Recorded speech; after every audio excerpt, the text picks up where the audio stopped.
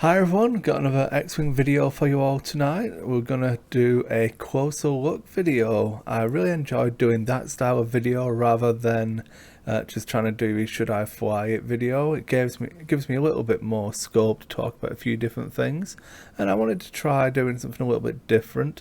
So we're gonna have a look at Unkar Plutt today. Obviously one of the new quad jumper pilots that was released in Wave 10.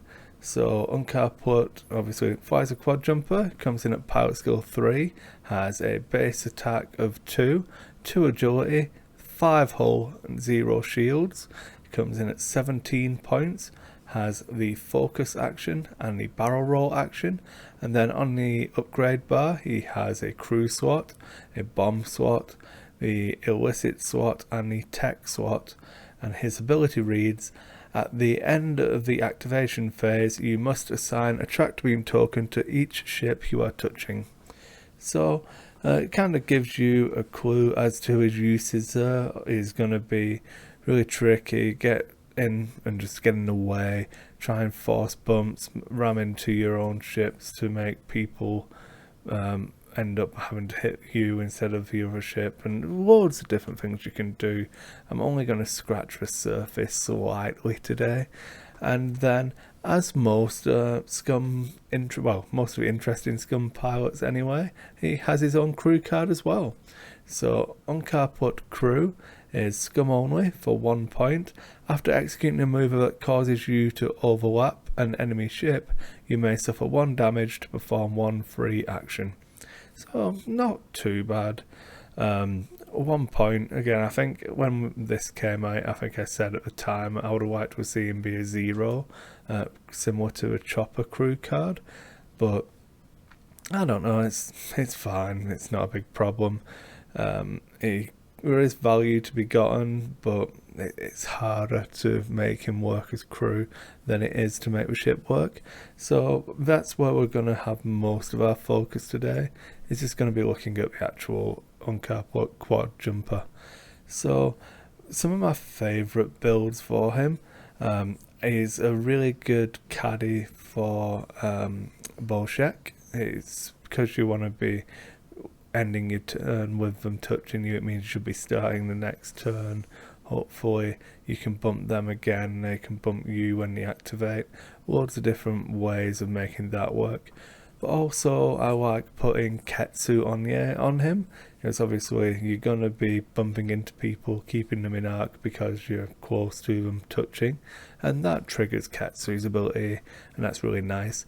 And then Intel Agent is another interesting one, because you want to know where they're going to be so you can line up your block, and he functions as like an even cheaper bump master in that way. It's only a small base, but gets the job done. I'll bring up some of the lists that I've thought up, and we have went for 1/4 portion.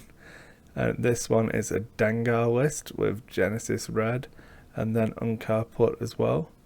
So we'll start off with the high pilot skill people. So Dengar with expertise, K4, unhinged and punishing 1 for a 53 point Dengar. Then Genesis Red needs to have VI on him, Heavy Seek and Mangler. And then Unkar Plutt with Intel Agent, Prime Thrusters and Space Tug Tractor Array. So it gives you quite a bit of versatility. So we're going to start off looking at Unkar Plutt first, and then explain why the rest of the list works with him. So Prime Thrusters Intel Agent gives you a good amount of versatility. You can do the Segnors or reverses and still get your barrel roll action in, which you can try and do to help force a bump on your opponent because you've got the Intel Agent. So pretty common sense there.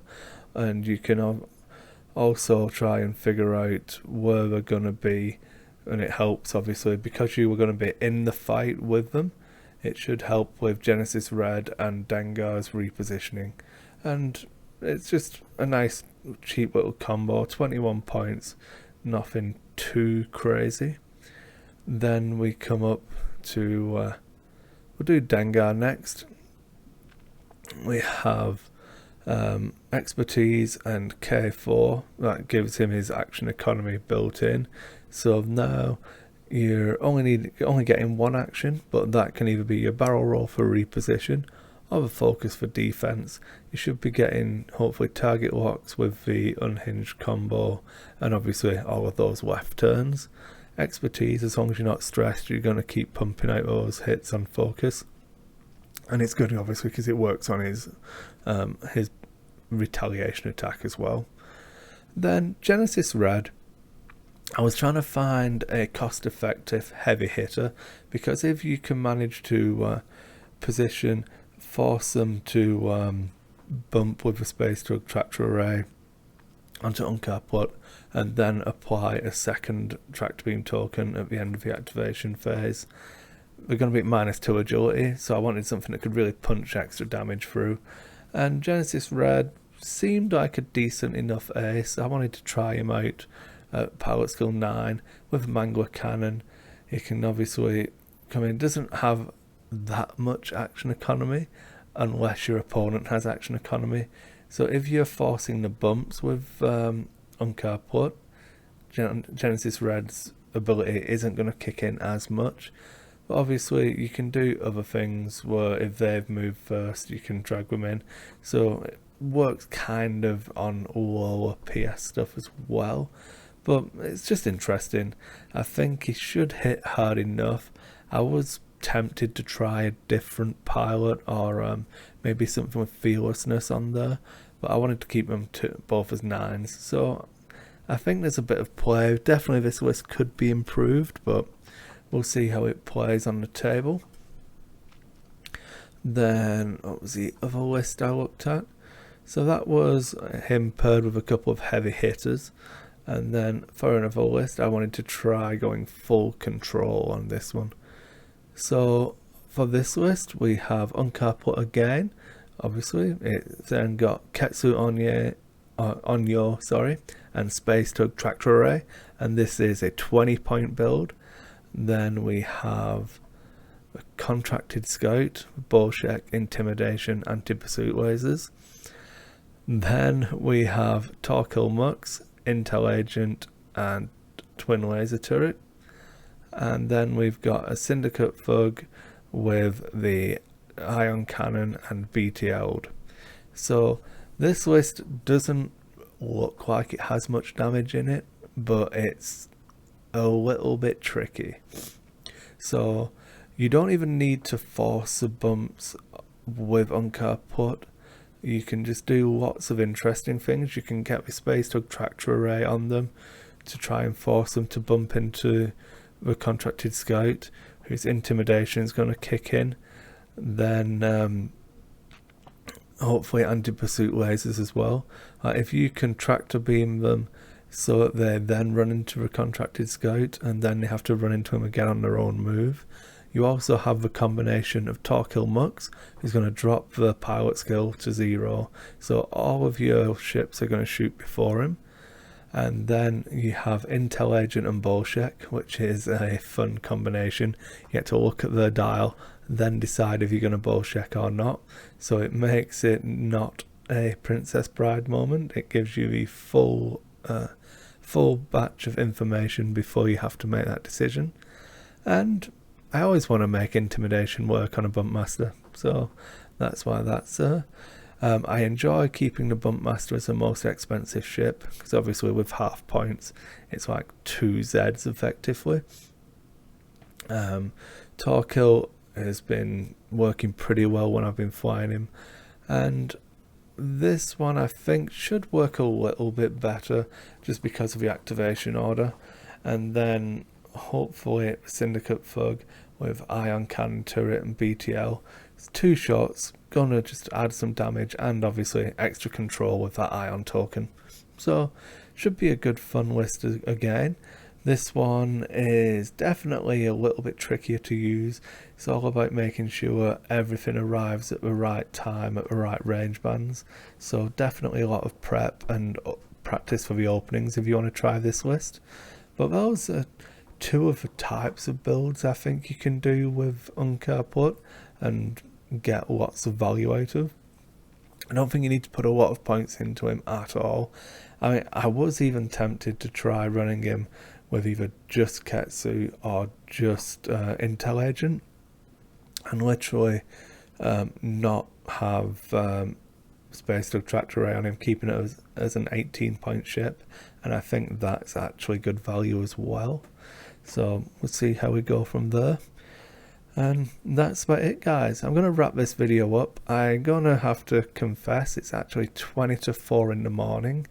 I've had an absolute nightmare for the last couple of days. So the computer is done. So there we go. This is where I normally do the videos from, but it hasn't been uploading to the internet.